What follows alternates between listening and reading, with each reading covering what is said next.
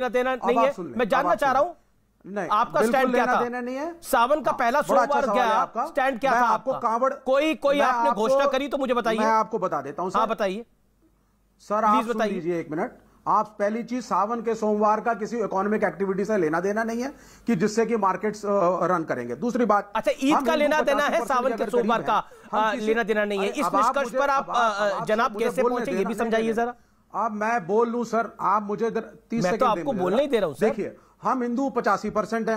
हाँ, हम हिंदू 85% है संख्या में। मुसलमान एक बहुत छोटी आबादी है। मैं तो हिंदू मुसलमान की बात ही नहीं कर रहा हैं तो वो बड़े लेवल पे बनाते हैं सर। मैं कर रहा हूं, लेकिन क्योंकि आप इसको कम्युनल एंगल पे लाने की कोशिश, कम्युनल एंगल पे मैं लेके जा रहा हूं, तो आप मुझे बताइए सर। 85 सर 130 करोड़ हिंदुओं में से 85% अगर कांवड़ यात्रा में सम्मिलित होंगे तो क्या आप उसको केरल, जो कि मात्र 2% है नेशनल आबादी का, उसके 15 से 20% मुसलमान हैं जो कि सारे के सारे सड़कों पे नहीं उतरे हैं, तो कांवड़ यात्रा में पूरा देश निकल जाता है क्या? के मेले के अंदर जो कांवड़ यात्रा में पूरा देश निकल जाता है, जगन्नाथ यात्रा में पूरा देश निकल जाता है क्या? It is the question of statistics.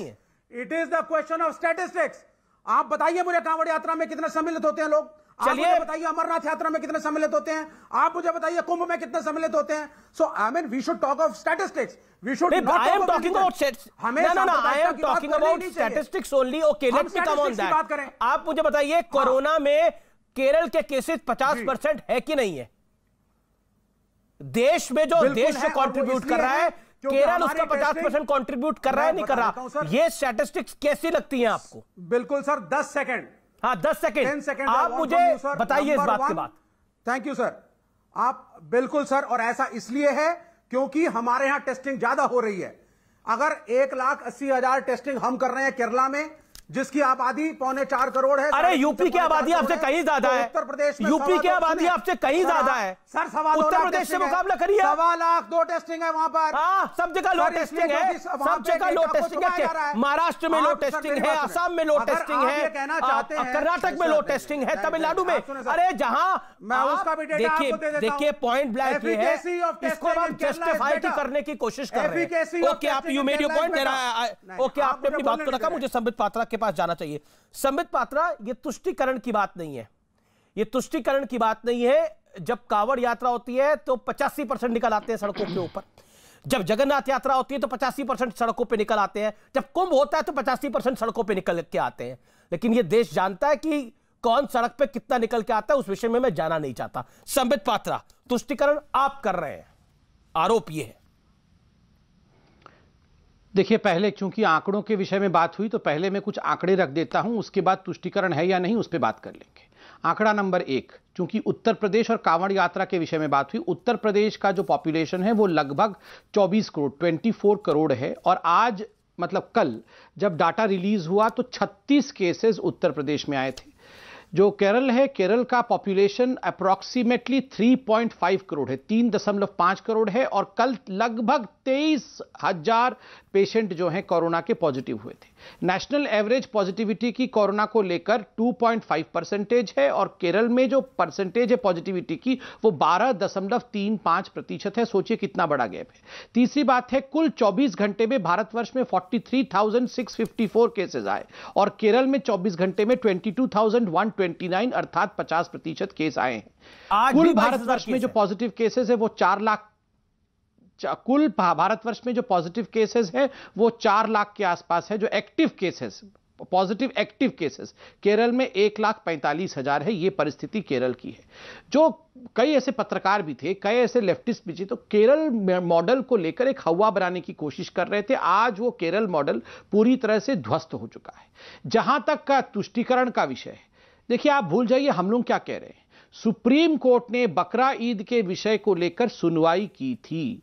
Supreme court ने कहा था कि हमने कांवड़ यात्रा में उत्तर प्रदेश को जिस प्रकार का जजमेंट दिया है, वर्डिक्ट दिया है, एडवाइस दिया है, केरल की सरकार को चाहिए कि वो भी हमारे उस एडवाइस का पालन केरल में करे। किंतु केरल की सरकार ने पालन नहीं किया। यही कहा था सुप्रीम कोर्ट ने। कांवड़ यात्रा का नाम लेते हुए कहा था कि उत्तर प्रदेश में जो हमने कहा है वही यहां पर भी लागू होगा, मगर केरल की सरकार ने उसे लागू नहीं किया। क्यों नहीं किया?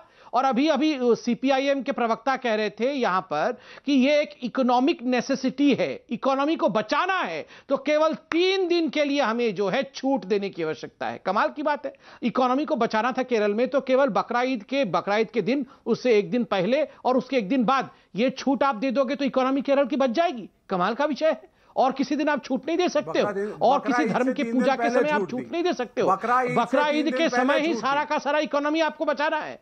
फिर ये देखो फिर शुरू हो गए, छूट थी, मार्केट था। देखिए आज अमीश जी ने कहा है कि बकरी की तरह बीच में कोई भी बकरी की तरह मिमियाना नहीं है। ये आज अमीश जी ने रूल सेटअप किया है। हम सब मनुष्य की तरह एक एक समय पे बोले, बीच में बकरी की तरह मिमियाए नहीं, ये बोला गया है। इसलिए मैं पहले बोल लूं गलत बोला है तो आप अपने समय पे ठीक कर दीजिएगा, अपने समय पे ठीक कर लीजिएगा, अपने समय पे ठीक कर लीजिएगा। विवेक श्रीवास्तव, मैंने आपको हमें कुछ नहीं मालूम है, आप शुरुआत में 6-7 मिनट बोले, आपने अपने विषय को रखा, हर तरीके से रखा। आपने एक लॉजिक बता दिया कि इकोनॉमी को बचाने के लिए ईद पर 3 दिन केरल को छूट देनी जरूरी थी। यह नया आपने एक इकोनॉमिक मॉडल एस्टैब्लिश किया है। हो सकता है बाकी स्टेट्स भी इसको फॉलो करें आने वाले समय के अंदर, लेकिन आप जवाब तो सुन लीजिए पहले।